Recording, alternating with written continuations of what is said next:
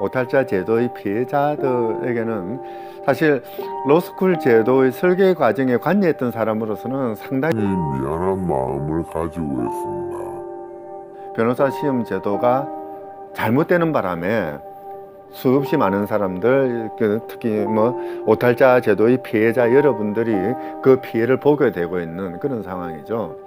바로 그 변호사들의 그 단합된 그 힘에 의해서 변호사 시험 제도를 지금과 같이 경쟁시험, 상대평가 제도 이렇게 묶어두는 경우에는 그 피해는 결국은 국민들이 지게 되는 것이죠.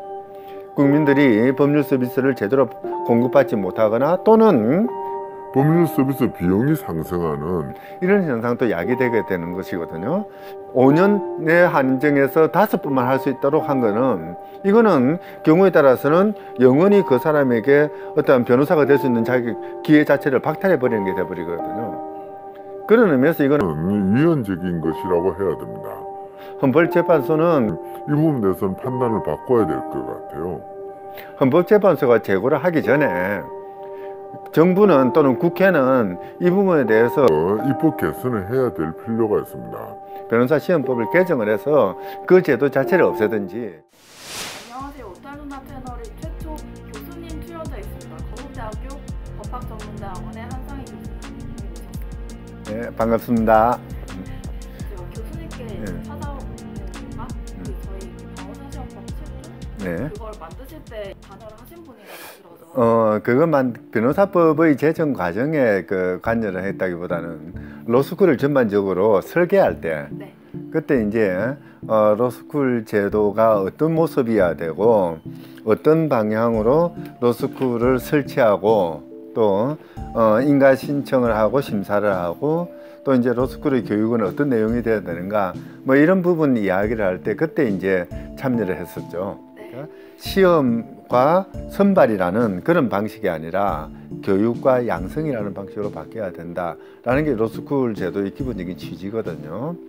이제 그 과정 속에서 이제 그러니까 우리나라의 변호사 양성 과정은 상당히 중요한 변화를 겪게 되죠. 과거에는 시험을 합격하면은 국가가 중심이 되어서 일정한 그 내용을 교육을 시키고 변호사 자격을 주는 이런 체제에서 그렇게 대학이 각각 자기의 커리큘럼을 가지고 자기의 교육 목표를 가지고 법률가를 양성을 하고 교육을 시키고 그리고 이제 국가는 또는 변호사협회는 적정한 기준을 정해서 그 기준에 합치되는 경우에는 변호사 자격을 부여하는 그런 방식으로 이제 바뀌게 된 거죠. 이제 이 과정에서 변호사 시험이라는 거는 어떻게 보면은 과거의 사법 시험과는 다르게 그 변호사 양성 과정에서 그 차지하는 비중이 상당히 줄어들어야 됩니다. 과거에는 사법 시험이 모든 것을 다 결정하는 그런 그 테스트였지만은 이제 로스쿨 체제에 오면은 법학 교육이라는 로스쿨에서의 교육이라는 게 중심이 되고 이제 변호사 시험은 그 교육의 결과를 확인하는 정도 여기에 머물러야 되거든요. 이제 그런 관점에서 이제 그 전체적인 그 제도를 계획하다 보니까 그러면 이제 변호사 시험은 필연적으로 선발 시험이 아니라 자격 시험이어야 되고 어떤 변호사에게 공통적으로 요구되는 일정한 법 지식이나 기술을 측정하는 그런 기초 능력 테스트 정도 수준에 머물러야 되는 거죠. 이제 그렇게 변호사 시험을 설계를 하다 보니까 이제 문제가 하나 생겨요. 변호사 시험에 떨어진 사람은 그러면 어떻게 할 것이냐. 이제 그 경우에도 사실 이제 이게 자격 시험이 되다 보니까 떨어지는 사람은 최소한도로 하는 것이 맞는 거죠. 왜냐하면은 변호사 자격 시험인 변호사 시험에 떨어질 정도의 능력을 갖춘 사람이면은 로스쿨을 수료하지 못하게 막아야 되는 거죠. 애시당초. 거꾸로 이야기를 하자면은 로스쿨 교육을 받은 사람은 변호사 자격 시험을 무난히 통과할 수 있어야 되는 거죠. 경우에 따라서는 변호사 시험을 치다 보면은 자기가 아무리 열심히 공부해도 감기가 걸렸다든지 또는 다른 기분 나쁜 일이 있었다든지 또는 그런 게 있죠. 문제를 읽다 보면 거꾸로 읽는 경우도 있잖아요. 이런 경우로 이제 떨어지는 사람이 분명히 있을 수는 있습니다. 그런 사람을 위해서는 변호사 시험을 이제 몇 번에 걸쳐서 칠 수 있도록 여러 번의 기회를 주는 필요는 있는 거죠. 그랬을 때 이제 몇 번 그 기회를 부여하는 것이 좋으냐, 뭐 그런 이제 논의를 하다가 우리 그 사회에서는 그러니까 뭐 여러 가지 변수들이 있고 그러니까 일반적인 관점에서 5년 정도, 변호사 시험을 매년 실시를 한다면은 매년 한 번씩 실시를 한다면은 5년 정도면은 5번이죠. 문제는 원래 처음에 취지는 이제 그런 식으로 이야기가 됐던 것이 어느 날 갑자기 2012년에 변호사 시험 제도의 논의를 하면서 이것이 그러니까 자격 시험이 아니라 경쟁 시험으로 바뀌어 버리고 사법 시험과 마찬가지로 1등부터 1500등까지 자르는 그런 상대평가에 기반하는 제도로 바뀌어 버렸습니다. 변질돼 버린 거죠. 이제 이러다 보니까 처음에 예상했던 소위 말하는 오탈자 제도라는 것이 의미가 완전히 바뀌어 버려요. 그렇죠. 처음에 오탈자 제도는 누구나 합격할 수 있는 자격시험을 전제로 했기 때문에 그러니까 그 나름의 정당성의 근거가 있었는데 이것이 상대평가에 의한 경쟁시험으로 바뀌어 버리면은 한 번 떨어진 사람은 똑같은 조건 하에서 그 다음 시험을 치는 것이 아니고 한 번 떨어진 사람은 새로이 등장하는 이제 그 1년 후배죠. 1년 후배들과 다시 경쟁하는 체제로 들어가 버립니다. 이제 그러다 보니까 5번 떨어지면은 변호사 자격이 없지 했던 그 구도가 완전히 바뀌어 버리는 거죠. 5번 아니라 100번을 시험을 쳐도 나보다 똑똑한 사람, 나보다 시험 잘 치는 그 시험 기술자들이 1500명 이상만 있으면은 나는 영원히 떨어지는 구조가 돼 버렸거든요. 이거는 어떻게 보면은 그러니까 로스쿨을 졸업한 학생들에 대해서 직업을 선택할 수 있는 기회 자체를 박탈하는 것이고요. 더 나아가서 변호사 시험에 합격해서 변호사 자격이 있어야 판사, 검사가 될 수 있지 않습니까? 헌법재판관이 될 수가 있고요. 어떻게 보면은 이 국민의 그 공무단임권이라는 그런 헌법상의 기본권을 침해하는 그런 제도가 돼버린 것이죠. 실제 헌법재판소가 이 그 오탈자 제도에 대해서 뭐 나름의 합헌 결정을 내리기는 하긴 합니다만은 그 이제 그 결정에서 가장 그 근본적으로 놓치고 있는 부분이 이 부분이죠. 원래 오탈자 제도의 취지 자체는 그러니까 그 누구나 합격할 수 있는 자격 시험을 전제로 했던 것이다. 그래서 그러니까 뭐 자격 시험의 체제라면은 누가 시험을 치든 누구랑 경쟁을 하든 관계없이 내가 일정한 지식과 일정한 법 기술을 가르치고 있으면 합격하게 되는 것이죠. 그런데 그게 아니라 지금 변호사 시험 제도처럼 상대평가에 의한 경쟁 시험이라고 한다면은 이 경쟁 체제에서 내가 따라 나가지 못하면은 이건 떨어질 수밖에 없는 제도죠. 그럼에도 불구하고 5년에 한정해서 5번만 할 수 있도록 한 거는 이거는 경우에 따라서는 영원히 그 사람에게 어떤 변호사가 될 수 있는 자기 기회 자체를 박탈해 버리는 게 돼버리거든요. 그런 의미에서 이거는 위헌적인 것이라고 해야 됩니다. 헌법재판소의 결정에도 불구하고 헌법재판소는 이 부분에 대해서는 판단을 바꿔야 될 것 같아요. 마치 이번에 낙태죄를 합헌이라고 했다가 뭐 위헌이다라고 판단했던 것과 마찬가지로 이 그 변호사 시험 제도 자체의 어떤 성격과 관련해서 이 5회 5년이라는 제도의 의미를 분석을 해야 되는 것이죠.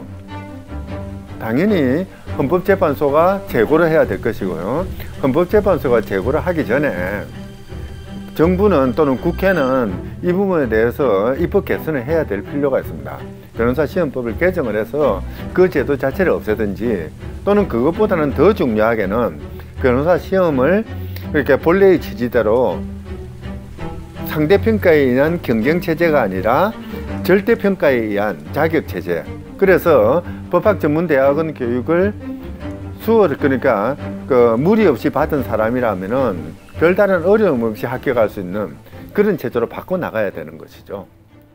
그 변호사 시험 제도 자체가 2012년에 그러니까 변호사들의 기득권 유지라는 관점에서 설계 자체가 잘못되는 바람에 이제 우리나라 어떤 법학 교육 체제뿐만 아니라 그 법률 서비스 공급 체계 또는 변호사 체계, 이 법조인 체계 자체가 엉클어지는 이런 그 기현상을 야기했거든요. 그래서 이제 우리에게 남겨진 과제는 이 변호사 시험을 제대로 원위치를 시키면서, 그러니까 무리 없이 합격할 수 있는 자격 시험 제도로 바꿔냄으로써 이제 보다 바람직한 그런 법률 서비스 공급 체제를 마련해야 되거든요. 문제는 이런 것들을 마련하는 이제 전략과 전술이죠. 사실 변호사들은 아주 강고한 그런 기득권 세력으로서 이 모든 어떤 개선 개혁들을 막아낼 수 있는 힘을 가지고 있습니다. 근데 바로 변호사들의 단합된 힘에 의해서 변호사 시험 제도를 지금과 같이 경쟁시험, 상대평가 제도 이렇게 묶어두는 경우에는 그 피해는 결국은 국민들이 지게 되는 것이죠. 국민들이 법률 서비스를 제대로 공급받지 못하거나 또는 변호사가 되기 위해서 투자해야 되는 그런 비용이 너무 많다 보니까 법률 서비스 비용이 상승하는 이런 현상도 야기되게 되는 것이거든요. 모든 개혁이 다 그렇듯이 그 개혁의 주체는 변호사도 아니고 어떤 정부도 아니고 국회도 아니죠. 국민이죠. 우리들이 그걸 바꿔내야 되는 것이고요. 그러기 위해서는 오탈자 제도뿐만 아니라 변호사 시험 제도 전반 또는 경우에 따라서는 로스쿨 제도 전반에 대해서 뭔가 보다 나은 방향으로 개선을 요구하는 그런 목소리를 같이 내야 될 겁니다.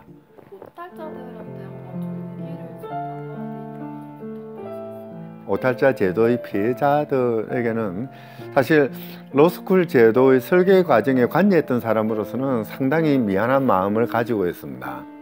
그러니까 적어도 로스쿨에서 제대로 교육을 받았으면 변호사 자격을 취득할 수 있는 이런 제도를 만들어내야 되는데 영양 부족이었든지 어떤 이유에서건 하여튼 변호사 시험 제도가 잘못되는 바람에 수없이 많은 사람들, 특히 오탈자 제도의 피해자 여러분들이 그 피해를 보게 되고 있는 그런 상황이죠. 사실 이 제도는 너무나 잘못된 제도이기 때문에, 그러니까 여러분들이 위축되는 것이 아니라 오히려 이 제도의 문제점들을 지적하고 그것을 몸으로서 도전해 나가는, 극복해 나가는 그런 노력을 기울이는 것이 우리에게 주어진 과제일 것 같아요. 여러분들의 사실 힘든 상황이죠. 그러나 그 힘든 상황에 그냥 머물러 있는 게 아니고 이 상황을 깨치기 위해서 서로 목소리를 내면서 힘을 합치는 거, 이제 그리고 그 과정에서 저도 조그마한 기여를 할 수 있는 거, 그런 기회가 주어지는 거, 그게 이제 우리 사회를 발전시키는 동력이라고 생각을 하고요. 힘내시고 같이 힘을 모읍시다. 지금까지 시청해주셔서 감사합니다. 다음에 더 좋은 영상으로 찾아뵙겠습니다.